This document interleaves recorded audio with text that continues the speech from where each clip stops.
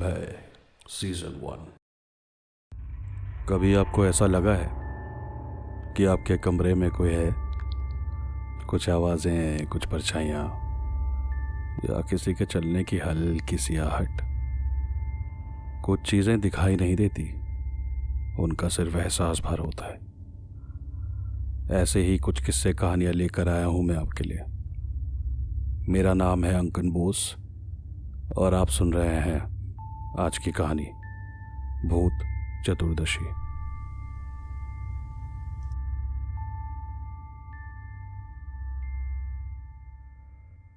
हल्दिया पश्चिम बंगाल का एक छोटा सा प्रांत, जिसके गर्भ में छुपी हैं कुछ दहला देने वाली चीखें और खून से सनी हुई एक ऐसी कहानी जिसका जिक्र करने से भी लोग डरते हैं। ये कहानी है 18वीं सदी की। बंगाल में अंग्रेजी साम्राज्य अपनी चरम पर था और साथ ही वहां का महिषादल राजवाड़ी का वर्चस्व भी। पूरे बंगाल में वहां के राजघराने के चर्चे थे और शान ऐसी कि अपनी आंखों से ना देखो तो यकीन ही ना हो। आज भी लोग कहते हैं कि वहां की महफिलों की बात ही कुछ और थी। दूर दूर से संगीतकार, कलाकार आते थे और नृत्य और संगीत से पूरा महल गूंज उठता था। ऐसी ही एक शाम दरबार सजा हुआ था और शराब और संगीत में सब डूबे हुए थे। दरबार के बीचों बीच लगे झूमर की रोशनी में नहाए हुए उस दरबार में किसी चीज की कोई कमी ना हो, इसका पूरा ध्यान रखा गया था। कोने में बिछाई गई मलमल की तोशक पर बैठे कुछ मेहमान नशे की चादर ओढ़े अपनी ही धुन में आपस में कुछ बोल रहे थे और मधुर संगीत पर नाचती नर्तकी की घुंघरुओं की आवाज से महफिल की शाम बस देखते ही बनती थी। उसकी सुंदरता ऐसी कि बड़े बड़े राजा अपना सारा साम्राज्य उसके कदमों में निछावर कर दें। शायद मेहमान उसी के बारे में बात कर रहे थे। उसके अद्भुत नृत्य ने जैसे सभी मेहमानों का दिल अपने वश में कर रखा हो और संगीत ऐसा कि दूर दूर के प्रांतों से आए मेहमान खुद को मंत्रमुग्ध महसूस कर रहे थे। ऐसा मनमोहक वातावरण था उस रात महिषादल राजवाड़ी का।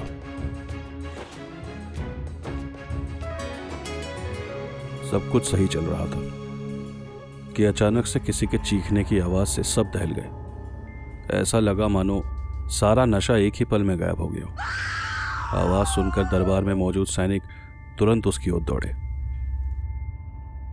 तुम भी जाओ और जाकर देखो क्या हुआ है और फौरन हमें आकर बताओ, राजा ने अपने बगल में खड़े अपने अंगरक्षक से कहा और वो भी बाकी सैनिकों के पीछे भागा।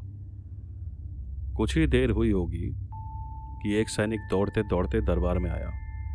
चेहरा देखकर लगता था कि जैसे जिस्म का सारा खून सूख गया हो। आंखों में भय और दर्द का एक अजीब सा एहसास था उसके। हांफते हांफते दबी सी आवाज में बोले, महाराज, आपको अभी चलना होगा। महल में कुछ अनहोनी हुई है।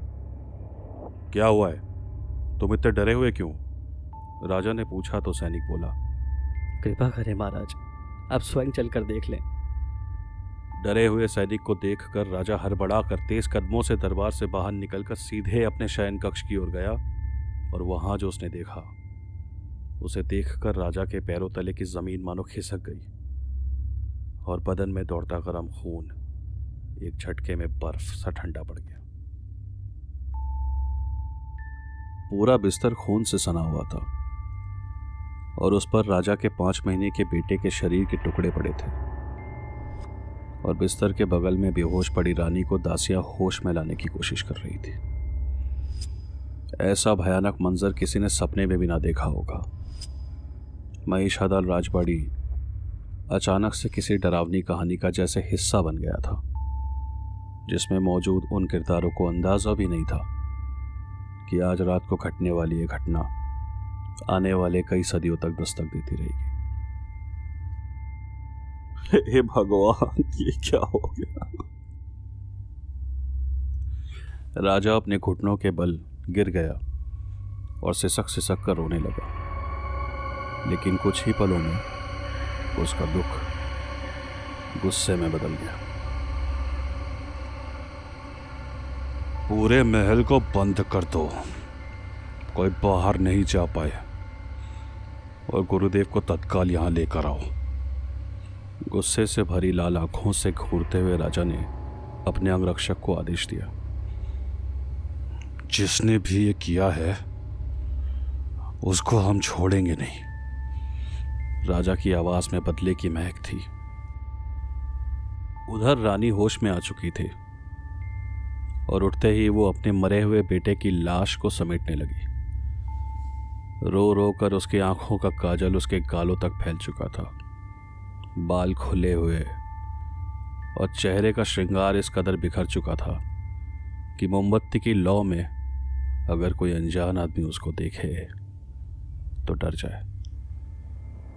वो पागलों जैसी हरकतें कर रही थी। अपने बच्चे के टुकड़ों को अपने गोद में रखकर उसे अपने हाथों से सहलाते हुए वो बिस्तर पर बैठे लोरी गाने लगी, जिसे देखकर आसपास मौजूद लोग भय से अपनी जगह पर जम गए थे। यहां तक कि गम में डूबे हुए राजा भी इतना घबराया हुआ था कि वो चुपचाप खड़े होकर बस एकटक रानी को देखता जा रहा था। स्वर्णलता, होश में आओ, ये क्या कर रही हो तुम? राजा उसको झंझोड़ते हुए बोला। रानी टेढ़ी नजरों से राजा की ओर देखते हुए बोली, धीरे बोलिए वरना मेरा बेटा जाग जाएगा। बड़ी मुश्किल से रानी की गोद से लाश को अलग किया गया और वहां मौजूद वैद्य ने दवा देकर रानी को सुला दिया। ऐसी दरिंदगी कौन कर सकता है? मुझे तो ये किसी शत्रु की साजिश लगती है महाराज। वैद्य ने राजा से कहा तो सामने से किसी ने जोर से जवाब दिया, साजिश नहीं है, इस महल में शाकचुन्नी का वास है। सामने से एक काले वस्त्र पहने हुए एक शख्स ने राजा की ओर बढ़ते हुए कहा, एक ऐसी अविवाहित औरत की आत्मा जिसकी अधूरी कामनाओं ने उसे हैवान बना दिया है। अगर वक्त रहते उसे रोका नहीं गया तो वो तुम्हारे पूरे परिवार का विनाश कर देगी। आंखों में प्रचंड तेज था उस व्यक्ति के। माथे पर राख की तिलक और गले में रुद्राक्ष की मालाओं को देखकर साफ पता चलता था कि कोई सिद्ध पुरुष होगा। कृपा करें गुरुदेव, मेरे वंश की रक्षा करें। राजा ने गुरुदेव से प्रार्थना की। मुझे रानी के कमरे में लेके चलो। गुरुदेव ने राजा से कहा। कमरे के अंदर इस वक्त अजीब सी ठंड महसूस हो रही थी और ऐसा लग रहा था जैसे वहां कोई है, कुछ ऐसा जिसका एहसास तो है पर अदृश्य।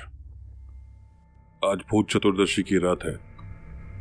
महारानी स्वर्णलता को तत्काल यहां से दूसरे कमरे में ले जाने का प्रबंध करें, गुरुदेव ने कहा, जिस पर राजा के आदेश पर दासियां सोती हुई रानी को वहां से ले गई। रानी के जाते ही गुरुदेव ने हाथ में कुछ राख ली और मंत्रों का उच्चारण करते हुए उसे हवा में बिखेर दिया, जिससे इतनी तेज हवा चली कि कमरे में लगी सारी मोमबत्तियां बुझ गई, सिवाय खिड़की के पास कोने में लगी हुई एक आखिरी मोमबत्ती के। जब दीवार पर सबकी नजर गई तो एक हल्की सी परछाई नजर आई, उस पर कुछ रेंग रहा हो जैसे, और फिर खिड़की से आती हुई चांद की हल्की हल्की रोशनी और हवा से फड़फड़ाते उस आखिरी जलती हुई मोमबत्ती की लौ में वो नजर आई। सफेद आंखों से घूरती हुई, सुहागन की साड़ी और हाथों में शाखा पौला पहने, बिखरे हुए हवा में लहराते काले बाल, खून से सनी लटकती जबान लिए दीवारों पर रेंगती हुई वो औरत जिंदा सड़ी गली लाश की जैसी थी। वो शरीर से इतनी बदबू आ रही थी कि वहां खड़े रहना किसी के लिए भी मुमकिन ना हो। ये सब देख के डर के मारे वहां मौजूद वैद्य कमरे से भाग गया। कौन है तू? नाम बता, वरना तू जानती है मैं क्या कर सकता हूँ। गुरुदेव ने बोला तो वो औरत हल्के से मुस्कुराती हुई बोली, क्या करेगा तू? मैं भी तो देखूं।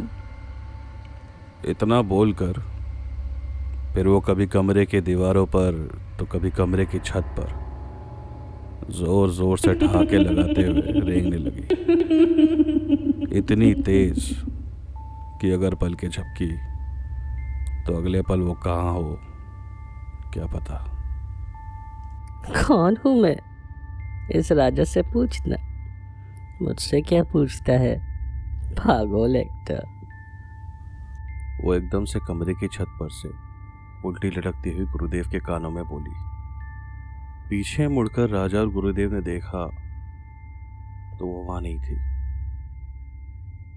हाँ, कहाँ गई है? राजा कमरे के चारों ओर नजर दौड़ाते हुए बोला। दिखाई तो वो नहीं दे रही थी, पर उसका एहसास अपने बगल से गुजरते हुए राजा ने साफ महसूस किया। अपनी जगह से मत हिलना। गुरुदेव ने राजा का हाथ पकड़ते हुए कहा। ये जो भी है, इसका तुम्हारे परिवार से किसी न किसी तरह से संबंध अवश्य है। उसकी पायल की आवाज और धीमी धीमी हंसी कमरे के चारों कोने से आ रही थी। गुरुदेव ने तुरंत अपने और राजा के चारों ओर एक अभिमंत्रित घेरा बनाया और मन ही मन कुछ जाप करने लगे।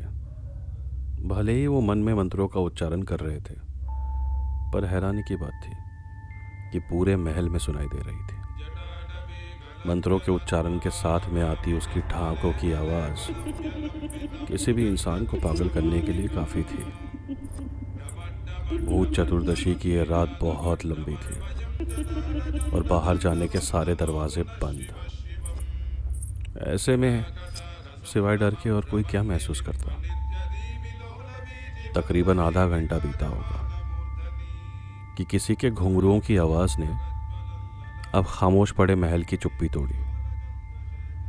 सबने जब जाके देखा तो महल के दरबार के बीचों बीच महारानी स्वर्णलता खड़ी थी।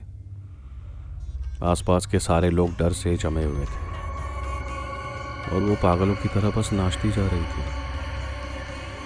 और जिस ताल पर वो थिरक रही थी उसे सुनकर राजा के माथे से पसीने की एक लकीर उसके गालों से होते हुए जमीन पर टपकी।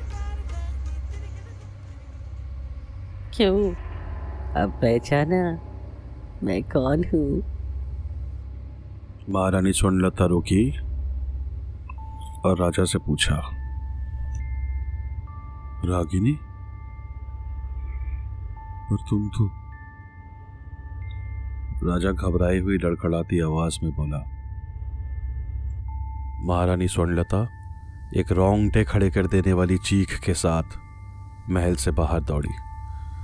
राजा और गुरुदेव समेत महल में मौजूद सैनिक भी रानी के पीछे दौड़े। भागते भागते वो रुकी महल से थोड़ी दूर बने एक पोखर के सामने, जिसे आज हल्दिया के लोग डूबपुकुर के नाम से जानते हैं। रागिनी, स्वर्णलता, जिस नाम से चाहे पुकार लो। वो अपनी गर्दन मटकाते हुए बोली। ये सुनकर सब भौचक्के रह गए। रानी ये क्या बोल रही थी? सबको लगा उस पर शाकचुन्नी ने कब्जा कर रखा है। पर कहानी का अगला पन्ना खुलना तो अभी बाकी था।